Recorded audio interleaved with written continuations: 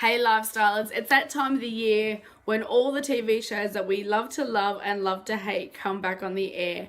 And last night brought the return of Married at First Sight. Now, if you know me at all, if you've been following me for very long, you'll know that I love reality TV, particularly the dating shows. With regard to reality TV in general, I just love watching what other people do in situations I would never get myself into. I find that I have a bit of a crazy life and I do all sorts of crazy things, but there are still some things that I would never do. So watching The Amazing Race and seeing people jump off crazy heights and swim through things and just eat things that I would never eat, I just love to watch it and I can live through them. But there are some things that I just would never do. And going on a dating show is probably one of them. I do have a lot of people who suggest that I should do it, and you never know what might come up in the future. But for now, I like to live through the people who go on the shows.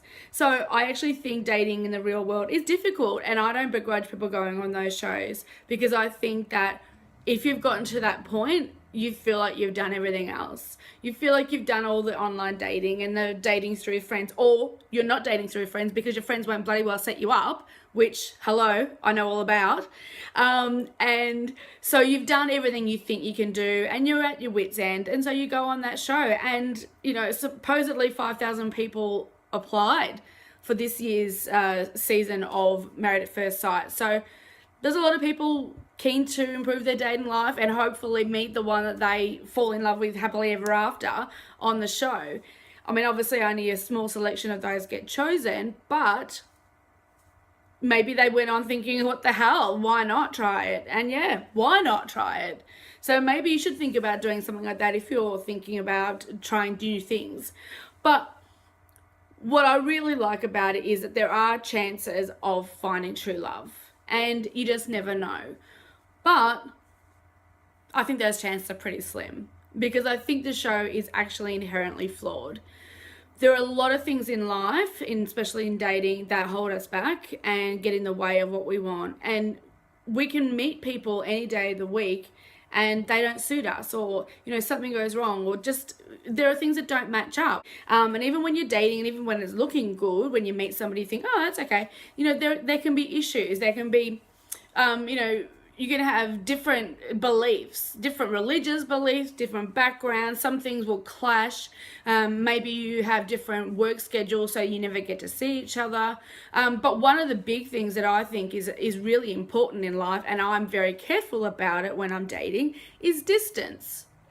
So I have often turned down people who've asked me out because they live too far away, because I think you need to be able to see each other and on a fairly regular basis. I'm not saying, you know, you should be in each other's pockets first date, but you definitely need to spend time with each other because otherwise, well, you'd just be single, won't you? You just keep dating. So if you want to be with somebody, you want to spend time with them. And that is the big flaw of this show, because time after time after time, they set people up to fail because they set them up with somebody who lives on the other side of the damn country. Last night was no exception. So we had, first of all, we had Sarah from Melbourne. She seems like a great chick. She's been through a lot. And they set her up with Telv, who lives in WA. Now, there was a lovely little conversation at the altar where he said, I live in WA, but I'm from Melbourne. And she's like, oh, that's hilarious. I live in Melbourne, but I'm from WA. Big whoop. That's not going to change anything. They still have to have time together.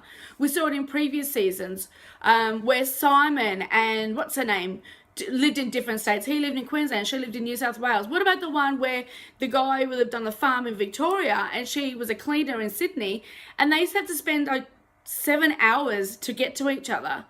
Now, it's one thing during the show, but you can't do that in real life, and it didn't bloody work. The other couple from last night was Dean and Tracy, and Dean lives in New South Wales. Where does Tracy live? WA.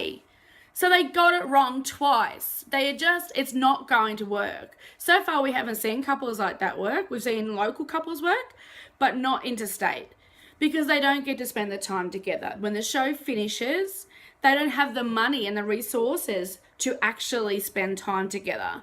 And they spend all their time trying to probably catch each other on the phone or on Skype or on FaceTime, but they don't actually get to spend quality time together. And that makes it really difficult. And that means that they are set up to fail from the start. Now, another thing that came up last night in the episode was the big secret. Ooh, big secret. Well, sorry, mate. Oh, and if you don't know what I'm talking about Liam, who was trying to out poor Tracy's secret of having a daughter.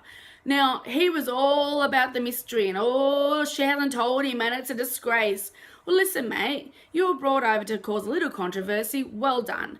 First of all, I thought you were going to just take advantage of being like the best mate of the groom and probably hook up with one of the bridesmaids.